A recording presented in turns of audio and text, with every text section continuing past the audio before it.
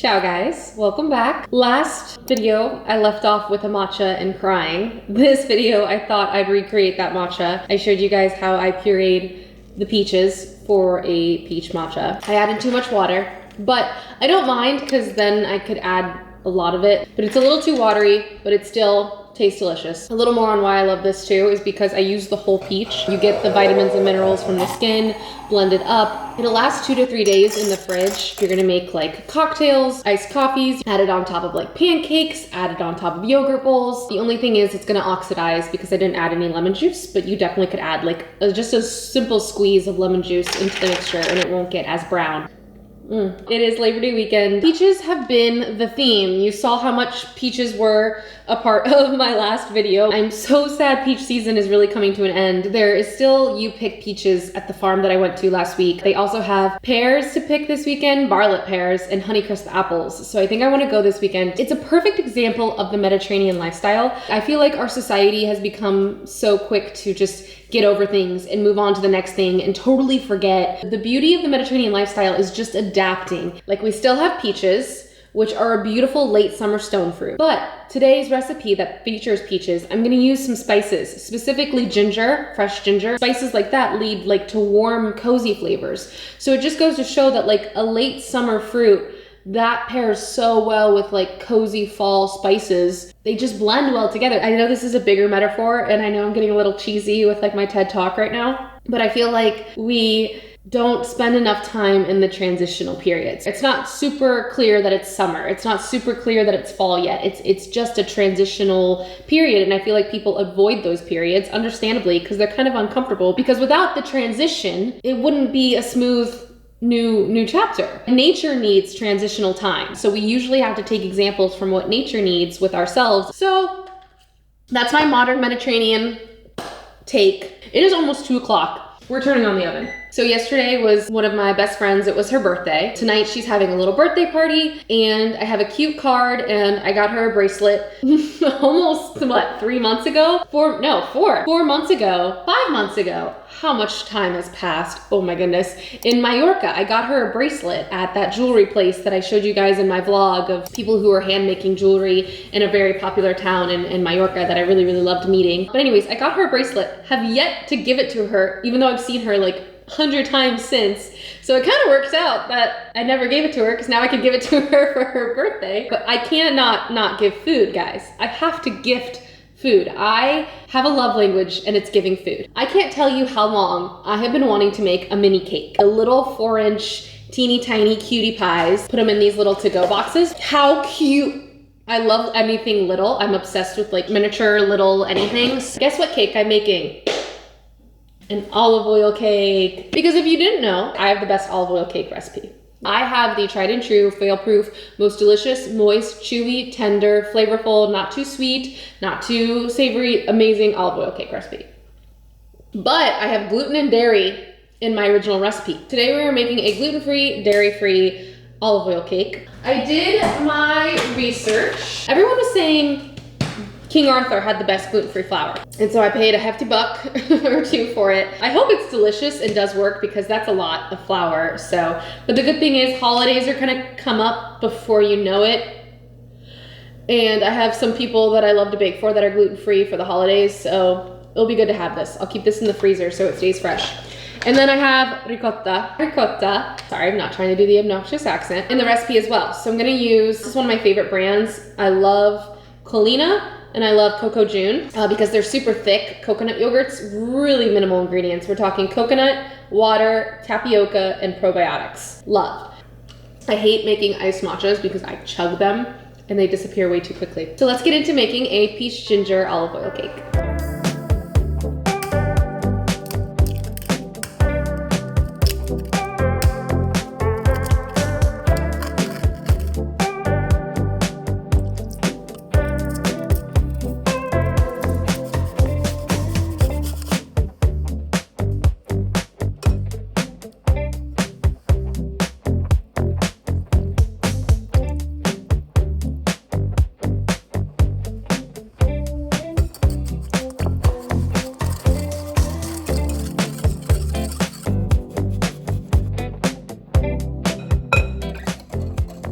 quick stir is done. So I have 1 cup of the gluten-free flour. I'm also gonna use half a cup of almond flour.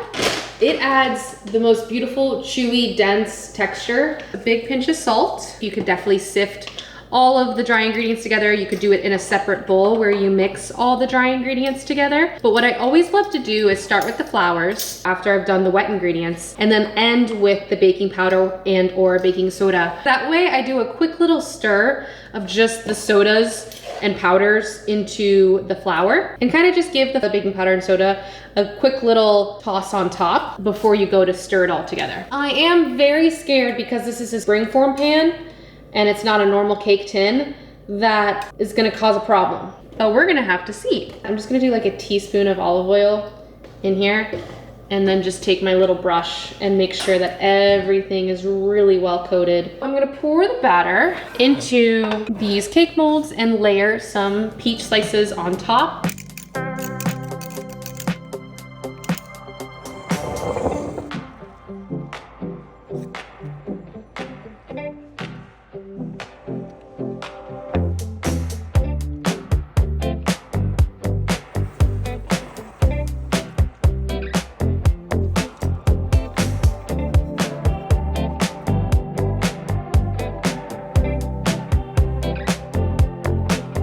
So into the oven, the adorable little peach cakes go. Let's hope for the best.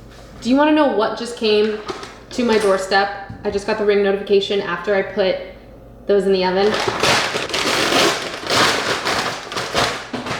Yesterday, Amazon said they'd be here. My little 4-inch cake pans.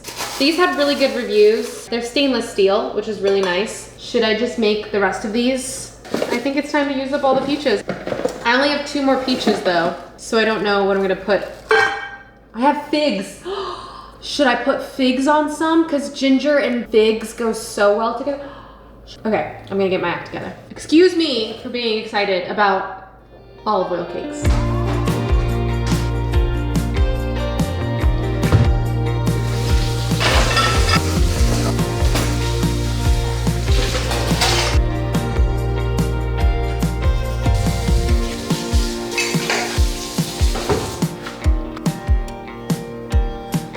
Okay, so I have my friend's card for her birthday. Look how cute. I got like this little garden one. And then I'm gonna stuff her bracelet that I got in Mallorca.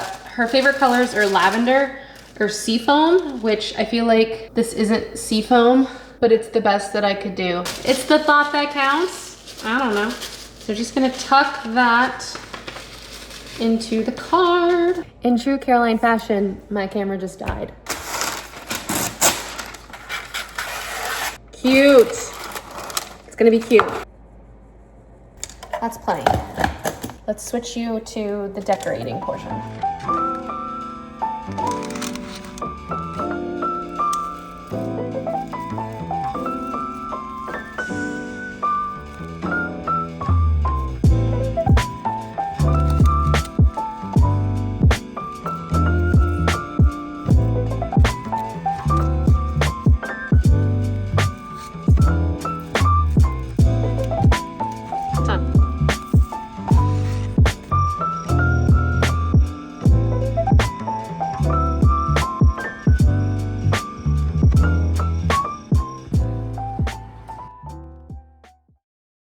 Ciao. Last we chatted was Friday night and it was so much fun. Yesterday I did not document anything. I mean, maybe I did document breakfast, went out for an acai bowl, but other than that, it was a chill day and it was I'm getting sick. I had so many plans for this weekend, exciting like transitional fall things to do, but definitely gotten like nothing done today. But I wanted to do a little cut into these cakes because I feel like I rushed obviously Friday night and I was so excited with how incredible these cakes turned out. I would definitely recommend this gluten-free flour by King Arthur, and then the coconut yogurt works so perfectly. You don't even taste the coconut. It's just so moist and delicious. Now we're switching gears. I'm gonna make one final recipe to finish out this video.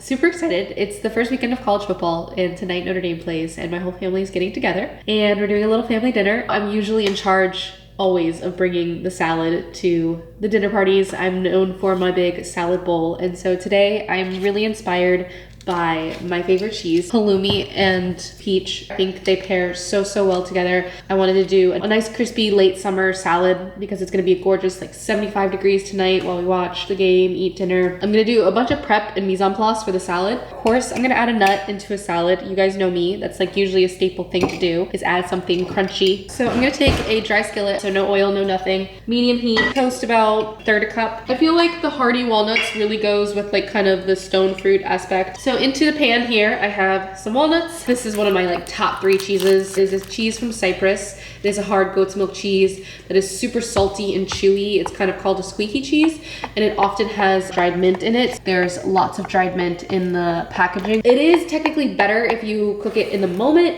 but it's also still delicious if you cook it beforehand and then add it in. So I'm just gonna cube up the halloumi. I have the very last 3 peaches that my mom and I picked. I totally believe like salads don't have to always be like heavy on the greens, but because my family loves greens, we love a lot of volume, volume to our salads. We're gonna do a huge bed of arugula. One of my favorite hacks always when it comes to making salads is putting herbs in your salads, because herbs are underrated for the insane amount of nutrients. Also, it adds so much flavor to salads, which just makes salads even more enjoyable, and it's just a good way to use up herbs. I love basil with the halloumi and the peaches. It's just a bright, citrusy, delicious herb.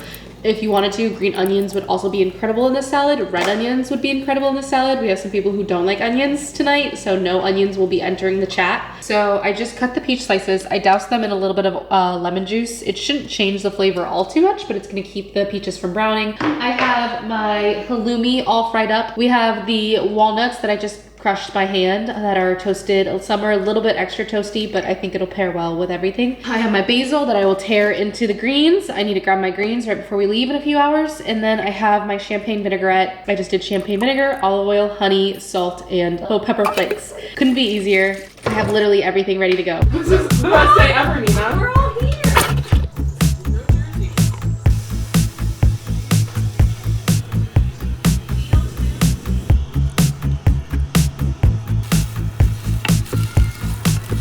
You got Peace. I woke up a few hours ago and immediately started working on this video to get it up today. This is the first time I'm speaking, so I had a lot of fun making the recipes in this video. I really hope you enjoyed watching. Like I said, I just woke up, haven't spoken yet today, so I'm still feeling it. Last night was my brother's wedding, actually, so in a totally different place than when I was making those olive oil cakes, when I was sick, making a salad, and to today. Any feedback you have, good or bad, is always so helpful for me, and I'm just so grateful for you guys. Thank you so much for watching, and until next time, I hope you create a very zestful day. Ciao.